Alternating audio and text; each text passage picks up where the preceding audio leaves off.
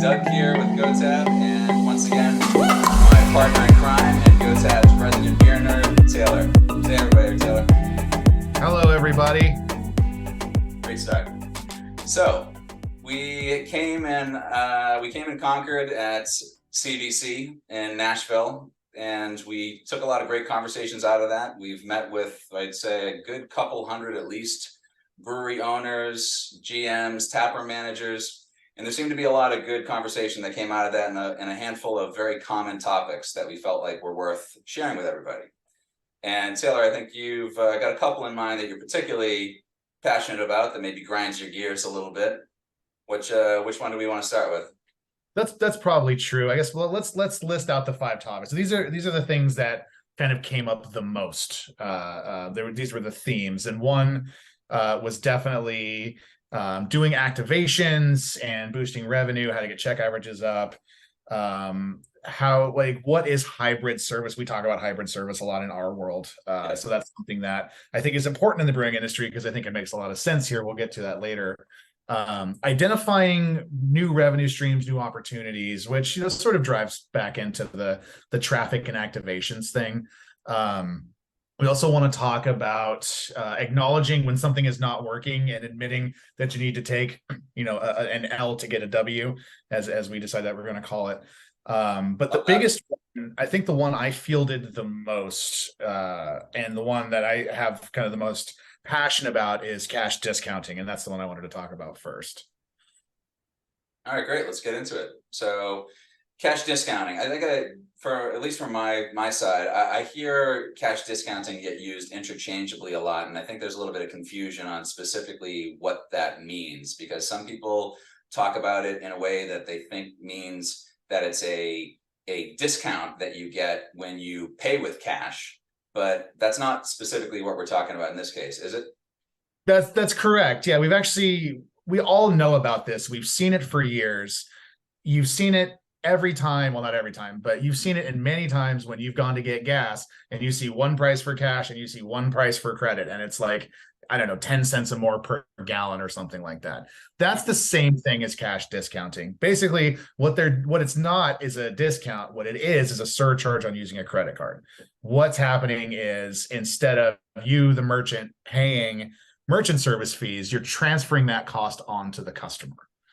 It was just before CBC, actually. This is kind of funny.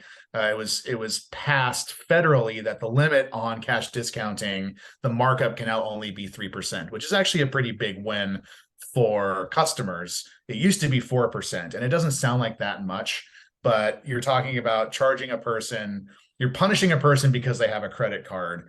And once, the actual cost of the processing is covered, and this is my problem with it, the additional markup is just someone else scraping money off the top. So essentially what they're doing is overcharging for processing fees, but they're telling you that you're getting a discount because you're saving. I mean, it's, if the average processing rate in the United States is like 2.4%, which is pretty close to what the average is, that's $24,000 a year if you're doing $1 million in sales. That's not an unsizable amount of money.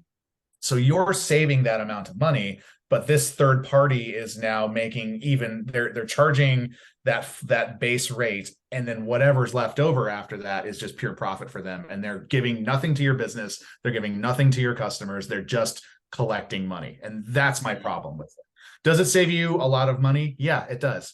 Does it make your customers angry? I don't know. That's going to be market to market, business to business, person to person. I don't know if I want to touch that, but my problem in general is that it's an intentional overcharge to the customer, which I just don't like it. Not that I don't want people to save $24,000 a year, but I don't like it.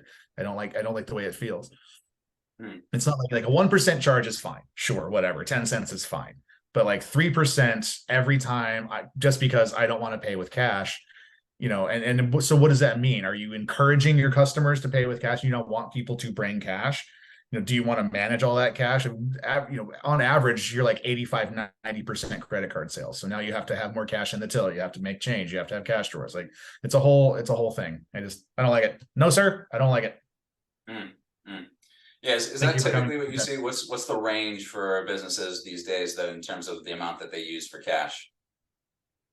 In my experience, I mean, 25 years in hospitality, I watched it change from, like 90% cash to 90% credit cards over the course of 15 years. And I think, it's going to be case by case. Obviously, every state is different. Every city is different. Every customer and location is different. And there's still places. I was in a bar 2 weeks ago in San Francisco that's still cash only. I mean, those places still exist. So, but long story short, yeah, I think it's 85-90% of transactions are all credit card these days.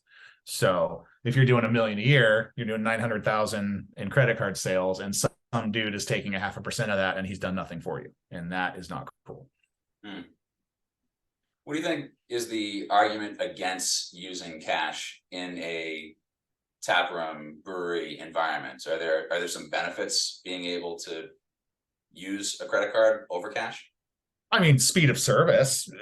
The same thing is like, with a credit card, if you're holding a tab, especially if you can digitally sign it, or, if they can just leave and it closes itself in autograts, like that just saves time in the line. Whereas with cash, you're handling cash. I mean, if you really want to handle steps of service, if you're handling cash, you have to wash your hands before you do something else because cash is gross. So speed of service definitely will speed you up, and having to go to a cash drawer. A lot of places, and I bet there's breweries watching this now that have a tablet on the front of the bar, but the cash drawer is 10 feet away. So if you have to walk back to that cash drawer 10 feet every time you do a transaction, that time adds up. It's time people aren't drinking beer, and if people aren't drinking beer, they're not happy, and we're not making money. So that's a pretty decent argument for that. I don't know that it really has a huge impact. Some people just, if a beer is $6, they throw down a 10. You walk back with the $4, they pick up 2 and leave. I think that's a pretty standard transaction. But I think it's just people don't want to carry cash anymore. That's really what it comes down to. Yeah. Yeah, and if you also look at it from a perspective of the convenience piece that you talked about making it a little bit faster, making it more efficient. If you're going to be using the card, if you're just paying as you go, then you're not keeping that tab open. You're not really encouraging that opportunity to create additional transactions and then add to that bill, keep that tab, make those check average increases a lot easier for the guests to be able to do, right? Yeah, I mean, for senses of metrics, sure. Yeah, it's going to bring your check average down if I'm just buying one beer at a time and paying one at a time. But at the same time, I'm not running a tab on a credit card, so I'm not going to pay a processing fee. So the incremental increase, of 2.5% doesn't really matter because it doesn't cost me anything. I'm not anti-cash at all. I know a lot of places are. There's a lot of places, especially here in the Bay Area, that are moving to no cash models. I don't know if I have a dog in that fight, to be honest. I don't know that there's one that's better than the other. I mean, obviously, if you're collecting demographic data and you want to communicate with people, credit cards and digital transactions is a better way to do it. If you can collect a phone number and an email address and you want to reach out to people with your direct marketing, you're not going to get that with paper. That's a big thing as a business owner. If you want to be able to leverage all the wonderful technology that we have in our lives, then yeah, avoid cash, use digital transactions. Yeah, I mean, look, we're a little biased because we certainly know the benefits of being able to use technology when it comes to creating additional transactions.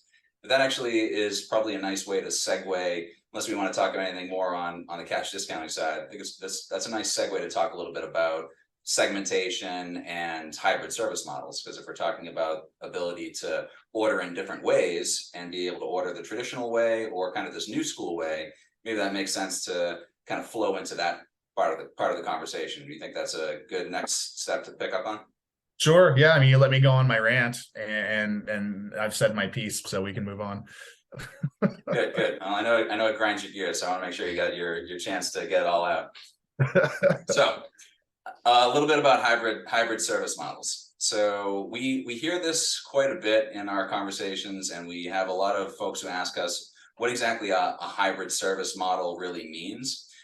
What does it mean to you? Can you give us a little rundown about when you have these conversations? What does that typically sound like, and how do you approach that conversation with somebody who's trying to understand it for the first time? Sure. Yeah. I mean, I think what we're really talking about is finding some balance between, if it's a Venn diagram, I think hybrid is in the middle of, self-service, counter service, and full service, and like hybridizing what version of that, leaning into whichever one of those three places that you want to go, because some places don't want to do table service. We don't want to run drinks. We don't want to have that level of staff on. And some places want, I mean, in the brewing scene, I'm going to kind of ignore self-service for a while for purposes of this conversation, because in the brewing scene, we're all about building relationships. We want to talk to people. We want to interact. Obviously for legalities, we need to verify, how buzzed people are, if they can actually have that next round. We need to check IDs and all those things. So I think hybridizing service in this sense is really a fancy way of saying line busting. And if you're running drinks to tables, you will always get a pat on the back from me. I'm a hospitality guy, been in it my whole life. You will make more money. You will have happier customers if you put somebody in a dining room and have them interacting with people at some level. But for purposes of hybridizing and for running a brewery and running as lean and mean as you possibly can, we're talking about the next round. We're not talking about the first round. We're talking about getting a drink into somebody's hand, getting them outside to the patio or to the beer garden or to the table or wherever they're going to sit. And then the next round, letting them order on their own or just order from somewhere else and come pick it up or have it brought to them. That's really what hybridizing is. It's what version of ordering from a table versus ordering from a bar, and even ordering, on your own, whether it's a QR code or just a shared tab or whatever. Like that's really what hybridizing is, in my opinion. I've had it usually brought up in conversation for us. We get a lot of questions around how to use QR code ordering, and the QRs are really kind of a mix. I think that you either love them or you hate them. You're either somebody that's had really bad experiences with it, and I can understand the bad experiences because 90% of them especially are just not that great. You've got a menu that's out of date. It's not, not scanning because it's it's an old leaflet that's been run through and, run over and washed over a whole bunch of times. So it's not getting a good clean zooming scan. in on a PDF. Exactly. But it's, if you're able to shape that experience in the right way, then it can be really positive. And a lot of the emphasis on using QR codes specifically have started to lean away a little bit. It's not necessarily about specifically using a QR code to facilitate that particular piece of it. You've got the traditional point of sale. Okay, so we're ordering at the counter. We order with a service staff at the table side ordering. We can order at the counter. That unto itself is in a way almost its own bit of hybrid service, right? Because you're talking about a traditional ordering at a stationary location versus somebody that's doing some table touches. But when you want to take that a step further, for me, it's just about creating an opportunity for a self-guided experience in addition to the traditional server initiated experience. So when you're combining those two, that's where hybridization in a service model really has that benefit. And there's really unique things that GoTab does that has that kind of secret sauce of being able to bridge that connection and be able to make those two ordering platforms work together. But I've leaned away from using QR code ordering so much and really making that the emphasis by sharing that it's more important to give an opportunity to create an optionality around a self-guided experience. Because as the guests are coming through, they're leveraging technology more comfortably with each generation that passes. And if you give them the opportunity to be able to place orders, and if you want to talk QR codes, great. QR codes are just, they're little points of sale as you put them around the business. But I talked with an owner operator for a big brew pub group in Maryland, and what they had brought up to me was that one of the reasons why they really like being able to give a self-guided experience is a lot of the consumers that he has come into the tap room start out the first time that they interact with his brand in a digital way, right? Because they're going online, they're looking up where they're at, they're starting to maybe browse their website, maybe they even put an opportunity to get a curbside order to go before they actually come in and have a dine-in experience. And if you're able to take a couple of channels, if you can take a mobile order channel as well as a counter serve and point of sale and online ordering, if you can combine and create a multi-channel ordering experience, statistically the value of that customer goes up 4 to 5x as a lifetime value of them being able to create purchasing power with the business. So that's really the thing that to me has always been really so stunning, is if you can take somebody to get from one to the other and you can combine those two, you really start to give them the opportunity to spend a lot more and interact with the brand and really form that brand loyalty that makes them one of those diehard regular customers that you want to bring in all the time. Yeah, sure. I mean, I would agree with that 100%. I think the sentimentality on QR codes is that they were done very poorly by a lot of people for a long time, and without, going down that rabbit hole, I would only put forth that, yeah, it's a choose your own adventure novel. We're not trying to force, or let's not try and force, is a better way to put it, how our customers interact with their business. Instead, let's let them interact with their business on a choose your own adventure level. So there's a group of people, they'll walk in, they'll see a QR code on a table, they know exactly what to do. They don't need help, they'll onboard themselves, they'll sit down, they'll order, whether they get a text to come pick up their drink or somebody's going to bring it to their table, they know what's going to happen. There's another group of people, and cash customers are included with this, that are just never going to interact with the technology. So, hybridizing is just let them pick. Let them pick. Why would you want to sell less product, sell less beer, have less pints go out by forcing people to stand in line, or by forcing them to order through QR codes? Like, why pick one avenue? Let's just do everything. And you don't really lose anything. And this is what I tell people, like, you're not going to lose anything by putting QR codes on tables.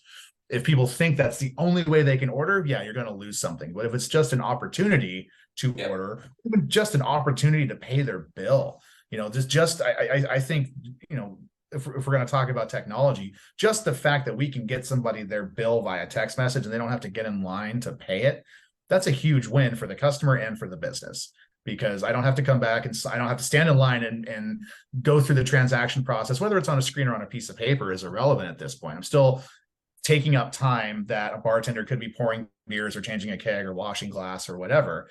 So, it's a win-win for everybody. If people are willing to engage with the experience, and I guess self-guide, is one way to put it. I like to say choose your own adventure, but I love that expression. I don't think you lose anything by doing it.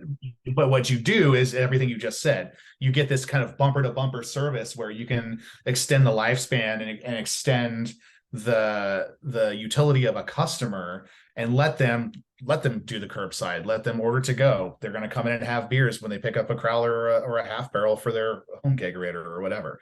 So, just I guess it's, in a way, you're just kind of throwing all the darts at the wall at once, and eventually they all start sticking, and it doesn't really cost you anything other than, the cost of printing a QR code, which is pretty normal.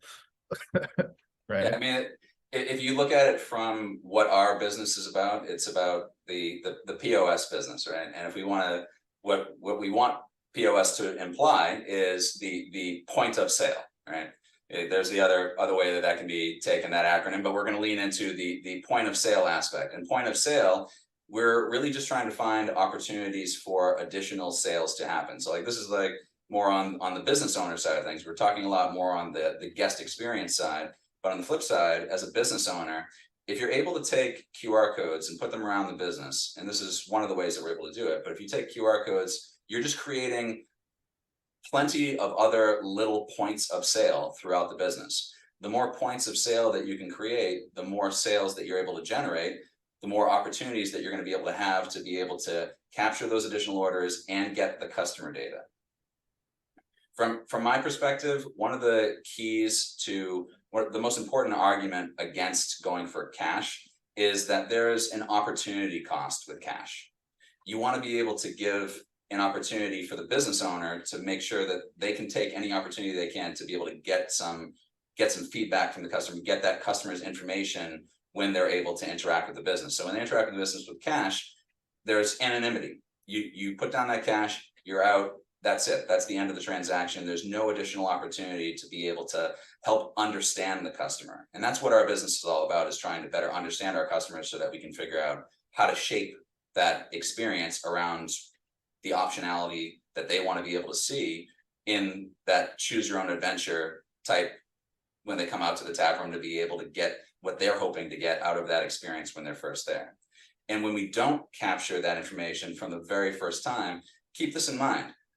50% of guests who walk into a food and beverage business only walk in one time without re-engagement, statistically. So if we're not able to then get that information from them and be able to find an opportunity to reach back out to them, to let them know that we recognize their patronage and we want them to come back out the next time, we're missing out on that opportunity to then have that guest be one that will want to favor your business versus a lot of other growing competition in nearby other businesses that are part of your market. So the more that you can be able to find an opportunity to capture that information the first time, the better off you're going to be for the long term of the business. Yeah, I mean, I would definitely agree with that. In a business that is increasingly, or I guess in a market that is increasingly saturated, I think I don't know that you can throw a rock from anywhere in America and not hit a brewery at this point. And there's gonna be a new brewery and brew pub in my basement here in a couple of weeks if this keeps going. But I think I guess it's steering this in terms of like customer retention and increasing your repeat business, which is really what we're in the business of. We're in hospitality. We're in the business of building relationships. So, without being like overly jargony and overly like pitchy, I guess, we're trying to build relationships. And if we are going to if somebody does want to sign up for our mailing list, or they do want to join our mug club, they're really saying, even beyond just like following us on Facebook or on Instagram or whatever, they're saying like, I'm a fan. I want to know what's going on here. And yeah, you're right. You can't collect any data from cash, and there is anonymity there. But also, let's not forget that you don't manage a business from a clipboard. You don't run these businesses from an office with data. You need to be in your tap room. You need to talk to people. You need to if not yourself, you need to have somebody who is really the face of the place and is looking and smelling and touching everybody. That's good data collection too. I mean, I definitely agree. I'm not trying to speak against like data collection and technology, because I mean, it's what we do for a living. So, but I also think I don't want that to be a replacement for running a good old fashioned neighborhood brewery, because breweries are a gathering place inherently. It's a place where people go, maybe not even to have a drink, but just to hang out and to there's a community around every single small brewery and every single large brewery. I mean, large breweries became large breweries for that reason. The macro breweries accepted to that rule. So it's just to kind of reduce all this stuff down. Like, all of this technology really is just ways to do things that we've always done. It's know our customers. It's talk to our customers about what's relevant to them. It's about listening to what they have to say on a much grander scale, and organizing all of that information to make the business more effective. And I think it's important to say that, that's what, if we're going to talk about demographic data and we're going to talk about customer data and what happens with it, I think it's important to acknowledge that it is to, in fact, make the community smaller and tighter and better, not necessarily to just blast out 20,000 emails to people that aren't going to read them. I think that's a really important distinction. Hi, everyone. We are here talking about activations with a friend of mine and the manager of a local brewery to me. This is Lauren Holler from Napa Smith Brewing in Vallejo, California. A very good friend of mine. We've known each other for a long time. And I wanted to talk to Lauren because Lauren has been doing all these creative things to bring business into Napa Smith. And what's important to know about Napa Smith is it's a little bit of a destination. It's off of some major thoroughfares, but it's kind of off a beaten path. There's not a lot of foot traffic. So Lauren's had to become very creative in driving regular sales. Lauren, the first question I want to talk to you about, we'll just get right into it.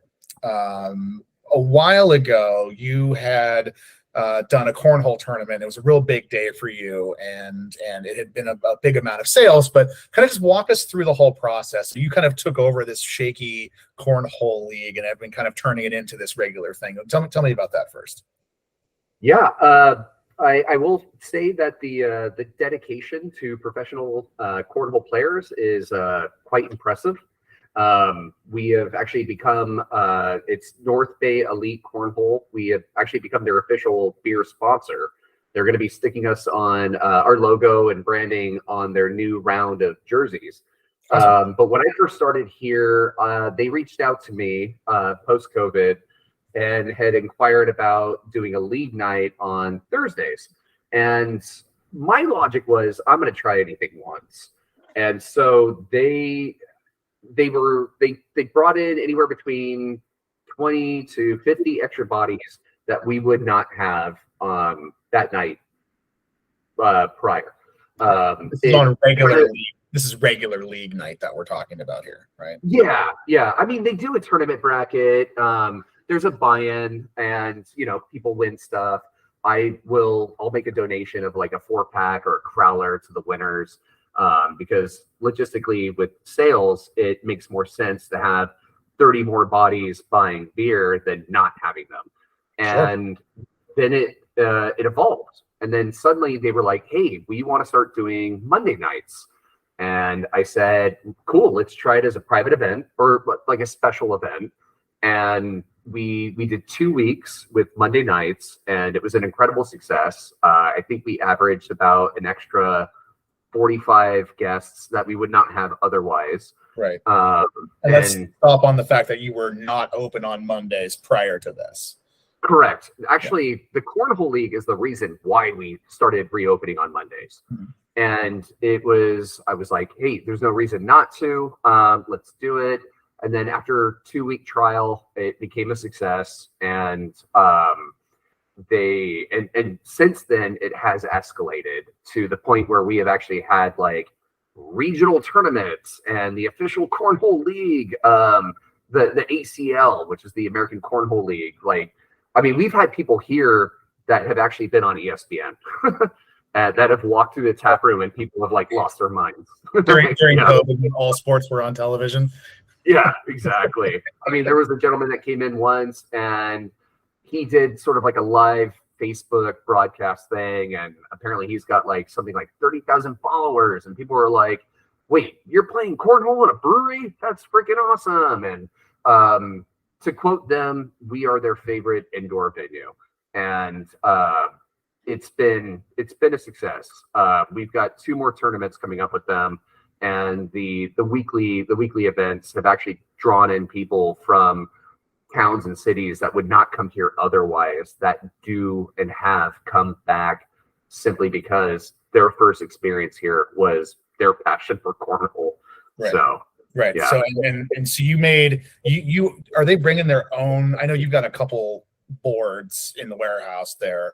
Oh yeah, we'll flash a picture of the warehouse space up over this so people can see what we're talking about. But essentially, just outside the tap room, you've got this cordoned off space with a couple of cornhole boards. But then they'll bring their own and kind of take up that entire 5,000 square feet for the tournament, right? Well, I've given them like their own pallet that they have their boards stacked on. Oh, got it. Okay.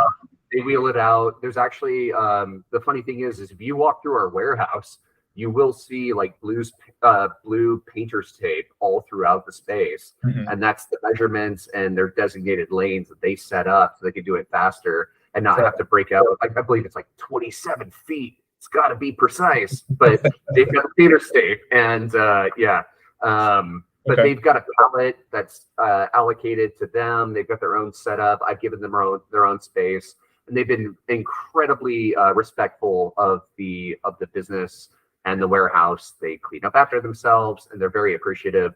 And to this day, I've not had a negative experience. Okay, so basically, for the investment of some space on an empty night or a dark day, as it were, and also we should mention that that's led into you being busy enough that you're now open 7 days a week. Correct. Not just 6 days a week. So that's a pretty good illustration of, I think, what we're talking about here. That these little activations that don't seem like they're worth much can lead into much bigger things.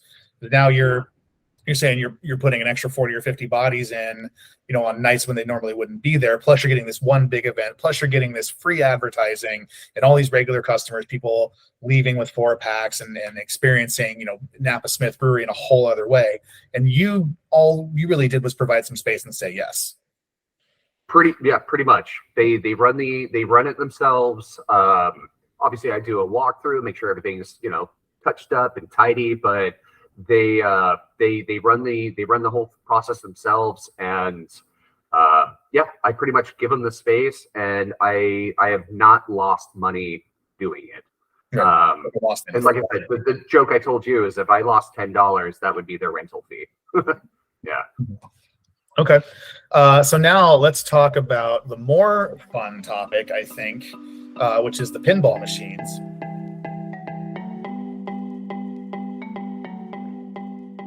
Well, with community, it sounds like you're kind of talking about retention and loyalty, which I think was a topic of a previous webinar that we did. We talked a little bit about loyalty points, and we said that we were going to get back to everybody and talk about segmentation, which is maybe a nice segue to get into that, because that's really what you're starting to touch on there, Taylor. So you're going to segue to the segmentation segment?